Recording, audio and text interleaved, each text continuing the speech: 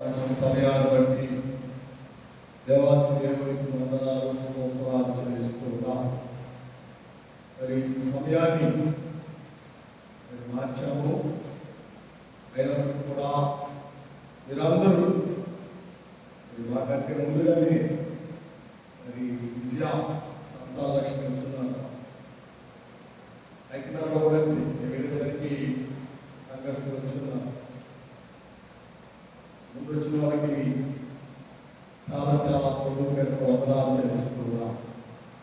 తర్వాత వచ్చిన వారు కూడా వందనాలి. వాళ్ళకి కూడా బాగా అందరూ కూడా మీకు కూడా వందనాలి. ఓకేనా? సరే, మంచిది. మరి మనం 9 గంటలకు ప్రారంభించి 11 గంటలకు ముగించాలని మనం ప్రార్థన చేసుకున్నాం. ఆదివారం మరి ఇంతవరకు మాటలో దేవుని స్తుతించి దేవుడిగా వచ్చాం. ప్రియులు మరి ఆశీర్వాదం గారు మరి పాటలు పాడటానికి దేవుడిచ్చిన కృపను బట్టి, దేవుడిచ్చిన ఆధారిత బట్టి దేవునికి వందనాలు స్తోత్రాలు చెల్లిస్తున్నాం. చదువుకున్న వాక్య భాగంలో చాలా శ్రేష్టమైన మాటలను దేవుడు మనకు జ్ఞాపకం చేస్తూ మాట్లాడుతున్నారు. చూడండి, బైబిల్లో 9వ వచనాన్ని మనం పెంచుకున్నాం. వారి నోట యథార్థత లేదు, వారి అంతరంగము నాశనకరమైన గుంట. వారి కంఠము తెరిచిన సమాధి. వారు నాలుగుతో ఇచ్చకబలాడు. చదువుకున్న ఈ వచనంలో దేవునికి వ్యతిరేకమైనటువంటి జీవితము, వాక్యములకు వ్యతిరేకమైన జీవితంలో జీవించే వారి యొక్క లక్షణాల గురించి నేను మాట్లాడుతున్నాను. వారి యొక్క చెడ్డ క్రియల బట్టి దేవుడు మాట్లాడుతున్నారు. చాలా మంది ఈ రోజున ఇలాంటి పరిస్థితుల్లో ఉండిపోయాం. ఎలాంటి పరిస్థితులు అంటే వారి నోట యథార్థత లేదు, యథార్థం లేదు. చూడండి, ప్రార్థన రానివారు యథార్థత లేదు అంటే దానికి లెక్క వాళ్ళలో మారు మనసు లేదు. మనసు మారలా, వారి క్రియలు మారుతారు, వారి తలంపులు మారుతారు, వారి ఉద్దేశాలు మారలేదు. కాబట్టి వారి నోట యథార్థత ఉండదు. కానీ దేవుడు నమ్మిన పిల్లలమైన మనలో మన నోట యథార్థత ఉందా? ఒక ప్రశ్న మనం వేసుకుంటాం. యథార్థత గలవారమై మనం ఉన్నామా? భర్త భార్యలో అబద్ధపడింది, భార్య భర్త దగ్గర అబద్ధపడి, వాళ్ళందరూ మంచోడు అనుకుందాం. తండ్రి పిల్లల దగ్గర అబద్ధపడతారు, పిల్లలు తండ్రి దగ్గర. అంటే వారి నోట ఏం లేదు, యథార్థత లేదు. అందువల్లే బిడ్డలను తల్లిదండ్రులు మోసం చేయాలనుకుంటున్నారు, తల్లిదండ్రులను బిడ్డలు మోసం చేస్తున్నారు. కారణం ఏంటంటే యథార్థత లేదు. యథార్థత లేకపోవడానికి గల కారణం ఏంటి అంటే యథార్థవంతుడైన యేసు క్రీస్తు వారిని వారి సొంత రక్షకునిగా అంగీకరించారు. సొంత రక్షకునిగా వారి జీవితంలో వారు ఆహ్వానించారు. యథార్థవంతుడైన యేసయ్య వారి వస్తే వారి నోట ఏముంటుంది? యథార్థము. హల్లెలూయా. కాబట్టి మనం యథార్థత కలిగి మనం జీవించాలి. యథార్థతలో మన జీవితాన్ని కొనసాగించాలి. మన యథార్థతను బట్టి మన కుటుంబం ఆశీర్వాదకరంగా మార్చబడుతుంది. యథార్థతను బట్టి మన పిల్లలు దీవించబడతారు. మన యథార్థతను బట్టి మన పిల్లలు ఆశీర్వాదకరంగా ఉంటారు. ఇలా యథార్థత గురించి రావాలంటే నీ నోటి మాటల్లోనే యథార్థత ఉండాలి. అదే హల్లెలూయా హల్లెలూయా. బైబిల్ గ్రంథంలో ఇద్దరున్నారు భార్యాభర్తలు. అపోస్తలుల బోధయందులు, సహవాసమందులు, రొట్టె విరుచుటయందులు వారు ఎడతగని వారుగా ఉన్నారు. మంచి వారికి మంచి భక్తి లేని వారిగా ఉన్నారు.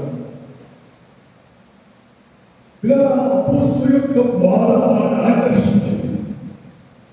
అపోస్తలుల యొక్క క్రమం వారిని దేవుడిలో బలంగా స్థిరపరచడానికి ప్రేరేపణ వారికి దేవుడు ఇచ్చారు. అందుకే వాళ్ళిద్దరు భార్యాభర్తలు లేచి అపోస్తలుల దగ్గరికి వచ్చారు. అయ్యా, మేము దేవుని పరిచయం అపోస్తలుల బోధలో ఉండాలనుకుంటున్నాం. ఏం చేయాలని వారు అడిగారు. అడిగినప్పుడు వారు చెప్పిన మాట ఏంటంటే, ప్రభు బోధలు అపోస్తలుల యొక్క బోధలు సహవాసంలో మీరు ఉండాలి అంటే మీరు కలిగినది అంత అమ్మి దేవుని పరిచయానికి తీసుకురండి, సంఘంలో తీసుకురండి. పిల్లల వారు చెప్పినట్టుగా వారి స్వగ్రామానికి వెళ్ళారు, వారి స్వూరికి వెళ్ళారు. వారి దగ్గర ఉన్న పొలాన్ని అమ్మివేశారు. అమ్మారు. పొలాన్ని అమ్మి డబ్బు మొత్తం తీసుకొని దేవుని దగ్గరికి, దేవుని సన్నిధి దగ్గరికి వస్తా ఉన్నారు. వచ్చే సమయంలో మరి భార్యతో వచ్చిందో లేక భర్తతో వచ్చిందో ఆలోచన తెలియదు. కానీ బైబిల్లో రాయబడిన తెలుసా, వారు కొంత దాచుకున్నారు. ఏం చేశారు?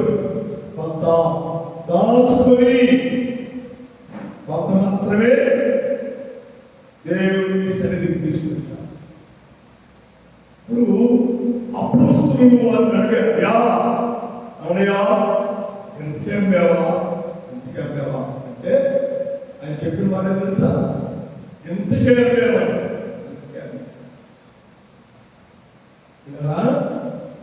అతని నోట యథార్థత రానుండగా అక్కడికక్కడే చనిపోయాడు, మరణించాడు. మరణించిన అతన్ని తీసుకెళ్లి పక్కన పెట్టారు. భర్త మరణించిన సంగతి భార్యకు తెలియదు. ఆ వచ్చిన తర్వాత అమ్మా ఇంటికి అమ్మారా, వాళ్ళ ఇంటికి అమ్మారా, డబ్బు పుట్టారా, ఆవిడ కూడా ఏమి లేదు, యథార్థత లేదు. యథార్థత ఇంటికి అమ్మారు. అపోస్తలులు చెప్పిన మాట తెలుసా, నీ భర్తను మోసుకెళ్ళిన వారి పాదములు ఇక్కడ ఉన్నారు. వాడు దేవుని దగ్గరికి వస్తూ కూడా, దేవుని సన్నిధికి వస్తూ కూడా, దేవుని సహవాసానికి వస్తూ కూడా ఇంకా నీ బ్రతుకు మారలా, ఇంకా నీ మాట తీరు మారలా. ఈ నోట యథార్థత లేదు, యథార్థత లేదు. ఇంకా నువ్వు పాప సంబంధమైన ఆలోచనలు చేస్తున్నావు. ఇంకా నువ్వు పాపపూరితమైన ఆలోచనలు, ఈ ఆలోచన ఉండిపోతుంది. కాబట్టి నీవు అలాగా ఉండకూడదు అని దేవుడి వాక్యం ద్వారా దేవుడు మనకు జ్ఞాపకం చేస్తున్నాడు. వారి నోట యథార్థత లేదు, యథార్థత లేదు. ఎంత భయంకరమని అన్ని అబద్ధాలే, అన్ని మోసపూరితమైన మాటలే. అనుకుంటేనేమో ఎవరికి తెలియలే, నేను చెప్పేది అనుకుంటేనేమో ఎవరికి తెలియకపోయినా సమస్త ఎరిగినటువంటి దేవాది దేవుడు మన మధ్యనే ఉన్నాడనే సంగతిని మనం ఎప్పుడు గుర్తుపెట్టుకోవాలి. మన మనసులో ఎప్పుడు ఆయన ఉండాలి. ఓహో ఈ మాట చెప్తే దేవుడు ఉంటున్నాడు, దేవుడు శిక్షిస్తానేమో, దేవుడు మొక్కుతాడేమో, దేవుడు అలా కోపం చేత మనలను కొడతాడేమో అనే భయం మనకు కలిగిన వారుగా మనం ఉన్నాం. కాబట్టి ఎంతకాలం ఏం మాట్లాడావో నీ నోట ఏం మాట వచ్చినా తెలియదు, కానీ ఇక నుండి నీ నోట ఏముండాలి? యథార్థతే ఉండాలి, యథార్థమే ఉండాలి. ఆమె హల్లెలూయా. కీర్తనలో నీతిమంతుడు నష్టము కలిగిన మాట తప్ప తప్పకండి. నష్టం కలిగింది మాట మాట్లాడితే, అపాయం వచ్చింది మాట మాట్లాడితే తెలుసు కూడా మాట తప్పదు.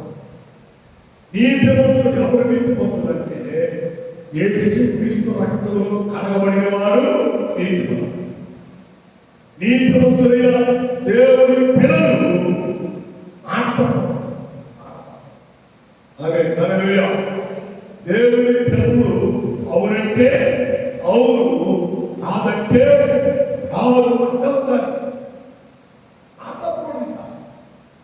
యోగ్యత గల వారమై ఉండాలి, భక్తి గల వారమై ఉండాలి, దేవుని యందలి విశ్వాసం గల వారమై ఉండాలి, దేవుని యందలి నీతి గల వారమై ఉండాలి, దేవుని యందలి లోబడే తత్వం కలిగి వాక్యానుసారంగా మాట్లాడే అనుభవాన్ని కలిగి ఉండాలి.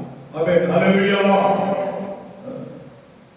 అది ఉన్నప్పుడే మనం జీవించాలి. అలా ఉన్నప్పుడే మన జీవితంలో దేవుడు గొప్ప కార్యాన్ని జరిగిస్తారు అని దేవుని వాక్యం ద్వారా దేవుడు మనతో మాట్లాడు. రెండవ మాట అంటే వారి అంతరంగము నాశనకరమైన గుంట. హల్లెలూయా. ఒకటి నోటి మాట, రెండు అంతరంగం. హృదయంలో ఎంత మర్మం మనకి, హృదయంలో ఎన్ని పెట్టుకొని మాట్లాడుతూ ఉంటారు కదా. పైకి ఏమండి చక్కగా మాట్లాడతారు, పైకి చక్కగా పలకరిస్తారు, పైకి చక్కగా వేషధారణతో ఉంటారు, కానీ వారి అంతరంగము నాశనకరమైన గుంటగా ఉంటుంది. ఎలా ఉన్నామో ఒకసారి ఆలోచించండి.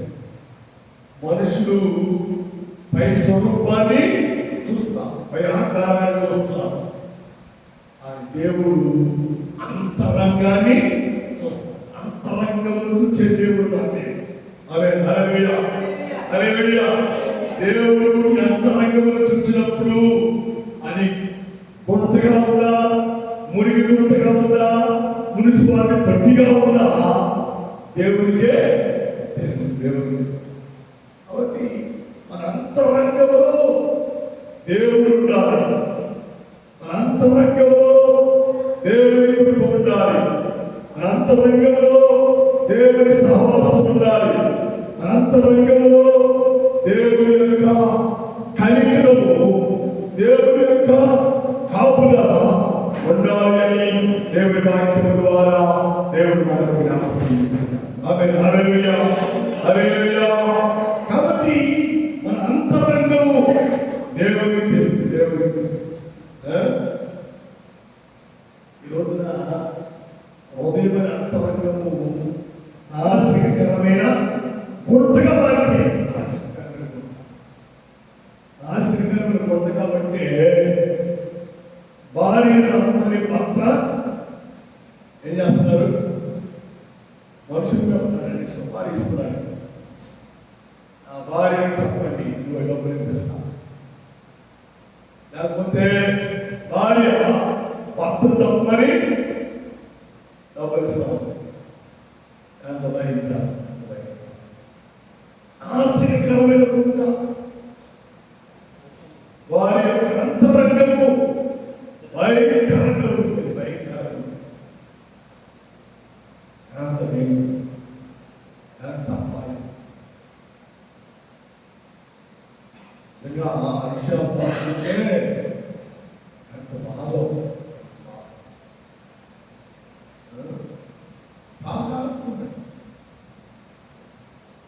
భార్య నిద్రపోతుంటే భర్త అర్థమవుతుంటాడు.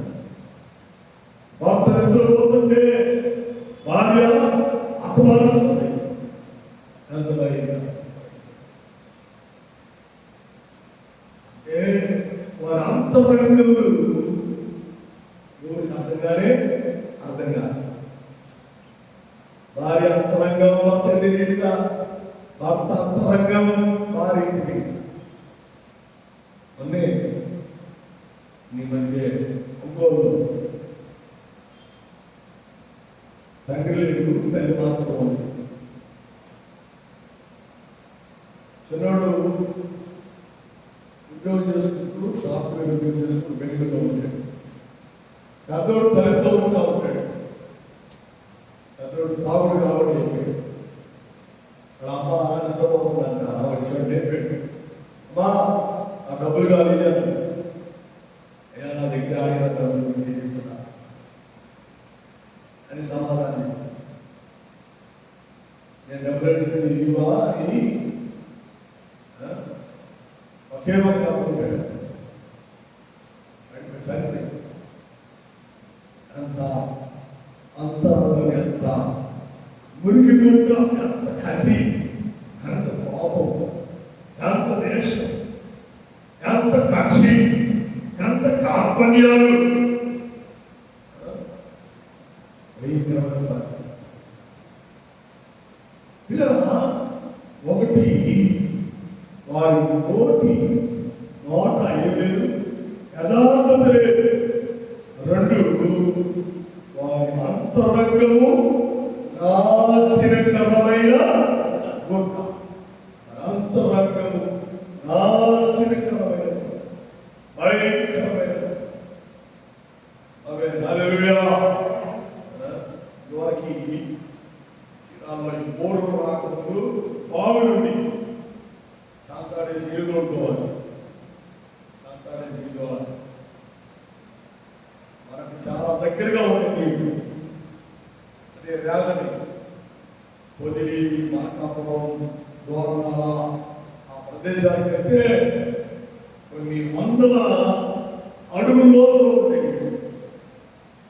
వాళ్ళు ఒక బకెట్ నీళ్ళు ఉండాలంటే చాలా కష్టం.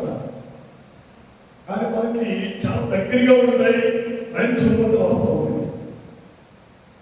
ఆ ఊరే బావిని నీళ్లు తొక్కకుండా కాలం వదిలేసామనుకోండి, ఏమైపోతున్న బావి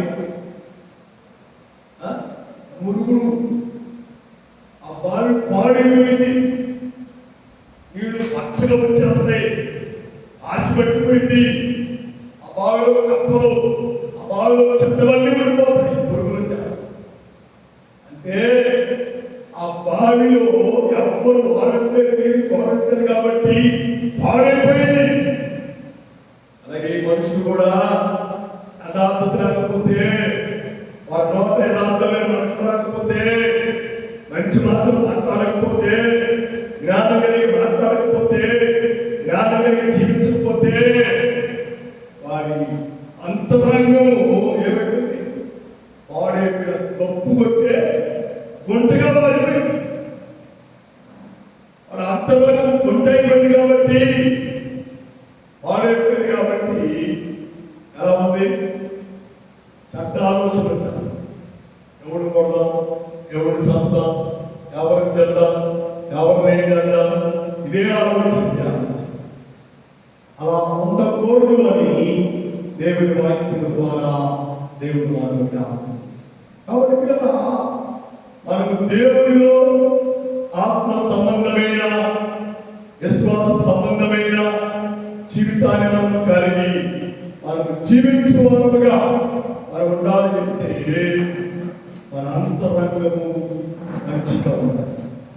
మన అంతరంగము మేలు ఘనమైనదిగా ఉండాలి. అప్పుడే మనం దీవించడం, అప్పుడే మనం ఆదరించబడతాం, అప్పుడే మనం ఆశీర్వదించబడతాం. దేవునికి స్తోత్రం. హల్లెలూయా.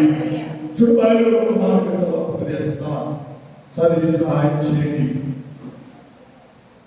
ఇదే దావీదు రాసిన సంకీర్తన 52వ కీర్తన 2వ వచనం చదవండి.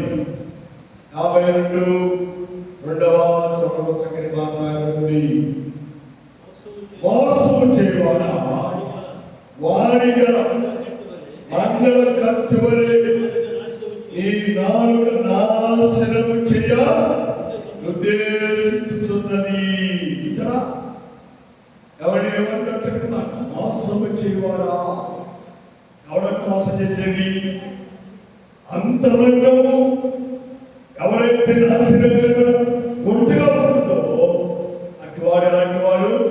మోసం చేసేవాడు, మోసం చేసేవాడు. చాలా జాగ్రత్తగా ఉండాలి. దేవుని పిల్లల చుట్టూ కూడా చాలా మంది మోసం చేస్తాం, చాలా మంది మోసం చేస్తాం. చాలా జాగ్రత్త. ఎవరు పడితే నమ్మబాకండి, ఎవరు పడితే వారిని ఇంటికి రానివ్వకండి, ఎవరు పడితే వారి మాటలు వినకండి. మోసం చేసేవాళ్ళు మన మధ్య ఉంటూ ఉంటారు. వారి హృదయము యథార్థుడు, వారి అంతరంగము వాడి మీద గొయ్యండి, వాడి హృదయమని దేవుని వాక్యం ద్వారా దేవుడు నాకు జ్ఞాపకం చేస్తుంది. చుట్టుకోమాటతో చేస్తున్నాను. ప్రసంగి గ్రంథం, ప్రసంగి 8వ అధ్యాయం 11వ వచనం. ప్రసంగి 8:11. ప్రసంగి 8వ అధ్యాయం 11వ వచనం చదవయ్యా. దుష్క్రియలకు తగిన శిక్ష శీఘ్రముగా కలుగ పోవుట చూచి మనుషులు భయము విడిచి హృదయపూర్వకముగా దుష్క్రియలు చేయుదురు. హృదయపూర్వకముగా ఏం చేస్తారంట? దుష్టక్రియలు చేస్తారు. తెలిసి చేస్తారు, తెలుసుకునే చేయరు. మనుషుడు దుష్టక్రియలు హృదయపూర్వకముగానే చేస్తారు. పిల్లోడు తప్పు చేశాడని పెద్దోడు మందలించారనుకోండి, తల్లిదండ్రులు ఏం చేయాలి? పిల్లడు దెబ్బకొట్టి అతను ఇంటికి తీసుకెళ్ళా. నాకు చేట్లా ఏం చేస్తున్నారు? అబ్బాయి మంచోడండి, మీరు ఎందుకు కొట్టారు? అబ్బాయి మంచోడు, అబ్బాయిని మీరు శిక్షించవలసిన అధికారం ఎవరు మీకు ఇచ్చారని తిరుగుబాటు చేస్తారు. ఇదివరకు మేము చదువుకున్న రోజులైతే టీచర్లు పరిగెత్తుకోవాలి, ఏదైనా పాఠం చెప్పి చదవకపోయినా రాయకపోయినా స్కేల్ తీసుకొని ఎడ మీద కొట్టేవాళ్ళు. వాళ్ళు ఒకప్పుడు ఉన్నట్టు పెన్షన్ 2 ఏళ్ళకి పెట్టి గట్టిగా ఉత్తుగా తిప్పుతూ ఉండేవాడు. ఆ పెన్షన్ రౌండ్గా ఒక బాధతో ఉంటుంది. ఆ గను కట్టినప్పుడు పటక్కన అడిగారు, కళ్ళ నీళ్ళు వచ్చారు. ఆ రోజు ఏ తల్లిదండ్రులు వచ్చి ఏంటి ఇచ్చింది మందరించారు. పిల్లలు కూడా తల్లిదండ్రులు చెప్పేవారు కాదు. వాళ్ళు ఒక 2 డబ్బులు పడతారు. పొద్దున్న చెప్పిన బాధ ఎందుకు చదవలేదు, ఎందుకు హోంవర్క్ చేయలేదని మళ్ళా తల్లిదండ్రులు కొడతారని ఒంకు దగ్గర తల్లించుకొని గమ్మునుండేవాడు. ఇట్లా చెప్పాడు కాదు. ఇలా పిల్లలు చేసిన తప్పుని తల్లిదండ్రులు చెప్తే తప్పును తప్పుగా ఖండించుకోగా చేస్తున్నారు. టీచర్ని లేక పెద్దవాడిని ఎవరైనా మంచి వాళ్ళకి వసిసి వాళ్ళ మీద కేసులు పెడతా ఉన్నారు, ఇబ్బంది పెడతా ఉన్నారు. అలాంటి స్థితి మనకు ఉండకూడదు. మాట్లాడకూడదు అని దేవుడి వాక్యం ద్వారా దేవుడు మనతో మాట్లాడు. మనసపడి మాట దయచేసి ప్రసంగి 8:11 వచనం.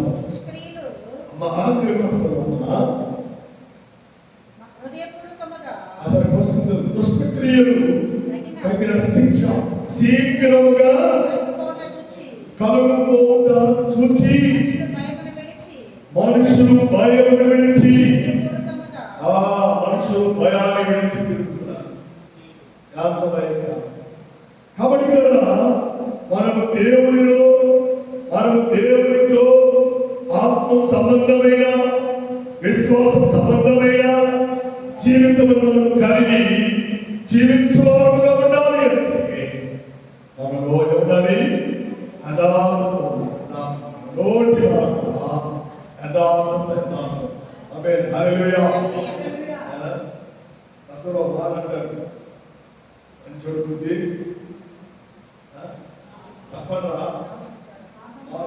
చెడ్డడు బుద్ధి శాపము బయటపెట్టారు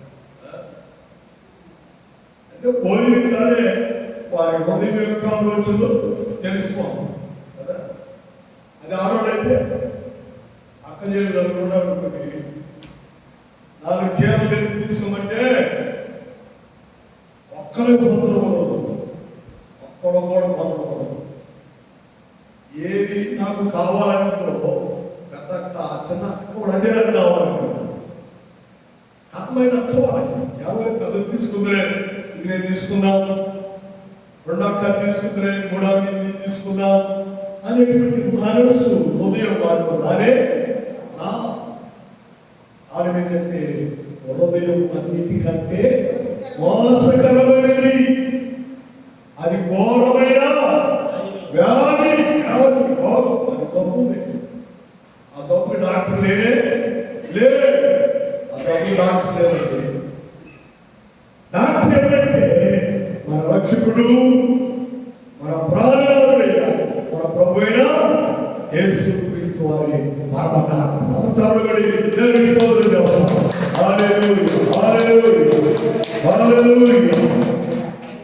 కాబట్టి కదా మన వారి నోట యథార్థత లేదు, 2 వారి అంతరంగము నాశనకరమైన ఉంటా. 3వ జ్ఞాపకం చేసుకుందాం, వారి కంఠము తెరచిన సవారి. వారి కంఠము తప్పు చేస్తారు, తప్పును సమర్థించుకోవడానికి గట్టిగా మాట్లాడతారు, భీకరంగా మాట్లాడతారు.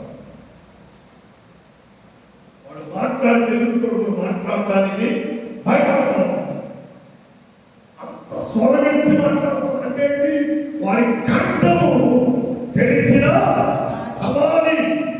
సమాధి తెలిస్తే వచ్చింది దుర్వాసన కదా. మనోడు కంట గొంతు తెలిపితే బాబు గయాలా వీడు మంచోడు కానే కాదురా. వాడు రోజు తెలిసాడు, వాడు తిట్టడం ప్రారంభించాడు, మాట్లాడడం ప్రారంభించాడు. ఇక్కడ మనం ఉండకూడదని వెళ్ళిపోయేవాడు చాలా మంది. చాలా యోగ్యమైన వారుగా మనం జీవించాలి అని దేవుని వాక్యం ద్వారా దేవుడు మనకు జ్ఞాపకం చేస్తున్నాడు. దేవునికి స్తోత్రం, హల్లెలూయా, హల్లెలూయా. కాబట్టి వారి కంఠము తెరిచిన సమాధి. చాలా జాగ్రత్తగా మన నోటి నుండి ఆశీర్వాదకరమైన మాటలు వస్తాయి, 2ది శాపకరమైన మాటలు వస్తాయి.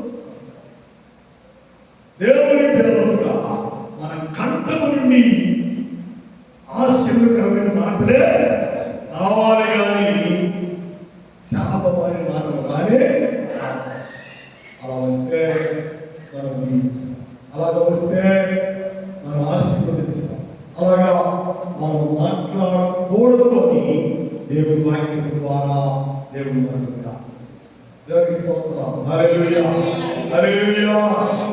ముందుగా చెప్పాను, వారి నోటి మాట ఏం లేదు, యథార్థత లేదు. యథార్థత లేని వారు అననయ సఫేరా వారు సంపబడ్డారు.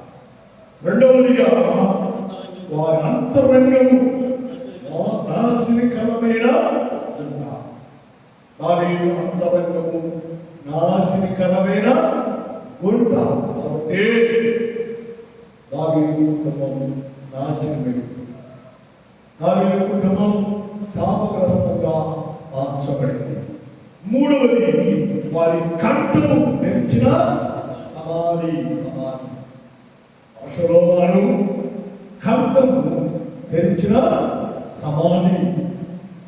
తండ్రిని దూషించాడు, తండ్రిని ఉపహాసం చేస్తాడు, తండ్రిని హేళన చేస్తాడు, తండ్రిని చంపడానికి తన కంఠము ద్వారా శబ్దము చేశాడు. కాబట్టి నాశనకరమైన తెరిచిన సమాధి వలె అబషలోము సమాధికి అప్పగించబడ్డారు. చెట్టు ఎలా తీయబడ్డారు? ఎవడి దావీదు సైనికులు ఒక వాడు వచ్చి ఖడ్గముతో అతని శిరస్సును ఖండించేశారు. ఆ ఫలము చెట్టు ఎలా ఉంటుంది? గుండెము కింద పడింది. తెరిచిన సమాధి. ఎలా ఉన్నారు? అదే కారణం. సహోదర సహోదరి, ప్రార్థన చేస్తూ దేవుని ఆరాధిస్తూ దేవుని సహవాసం కలిగి జీవిస్తూ ఇంకా లోకంలో ఉన్నావా? ఇంకా పాప సంబంధమైన ఆలోచన ఉన్నవా? పాప సంబంధమైన ఉద్దేశాలనే ఉన్నవా? అలా ఉంటే ఈరోజు నువ్వు బయట అటన్నిటిని విడిచిపెట్టి నీ కొరకు గుణాగబడిన, నీ కొరకు గాయపరచబడిన, నీ కొరకు ఆఖరి కొట్టు వరకు రక్తము కాల్చి ప్రాణము దానం చేసినటువంటి ఆ యేసు క్రీస్తు వారిని చూచి నువ్వు నీ జీవితాన్ని నిలబడుతున్నావు. మొదటిగా నోటి మాటను మార్చుకో, రెండవదిగా అంతరంగాన్ని మార్చుకో, మూడవదిగా అర్థాన్ని మార్చుకో. దేవునికి స్తోత్రం. హల్లెలూయా. అప్పుడే నీవు నీతివాడు ధన్యకరంగా మార్చబడతావు. నీవు నీతివాడు ఆశీర్వాదకరంగా మార్చబడతావు. నేరుగా మార్చబడతావు. ఇలా అతని నోట యథార్థత లేదు కాబట్టి అననీయ సభ్యులు చనిపోయారు. మరి నోట దావీదు యొక్క అంతరంగం నాశనకరమైన గుంట కాబట్టి దావీదు కుటుంబం శాపగ్రస్తంగా మారిపోయింది. మూడవది వారి కంఠము తెరిచిన సమాధిగా మారిపోయింది అబషలోము. కాబట్టి మనం ఎలా ఉన్నామో, ఎలా జీవిస్తున్నామో ఒకసారి ఆలోచన చేసి దేవుని కొరకు, దేవుని రాజ్యం కొరకు అలా మనం చిన్నపరచుకుంటూ దేవుడు మనం జీవించి ఆత్మీయ మేలు, ఆత్మీయ దీవెన, ఆశీర్వాదాలు నిత్యరాజ్యానికి, మరొక రాజ్యానికి వారసులుగా దేవుని చిత్తమైన వారుగా ఉండాలని ప్రభు పేరట ఆరాధిస్తున్నాం. దేవుడి మాటలు, దేవుడి వాక్యాన్ని మనందరూ దీవించి ఆదరించి ఆశీర్వదించుకున్నాక ఆమేన్, ఆమేన్, ఆమేన్. తలవంచండి, ప్రార్థన చేద్దాం. ప్రార్థన చేస్తున్నాం. ఒక నిమిషం ప్రభుని ప్రభుత్వంలో మనం ప్రార్థన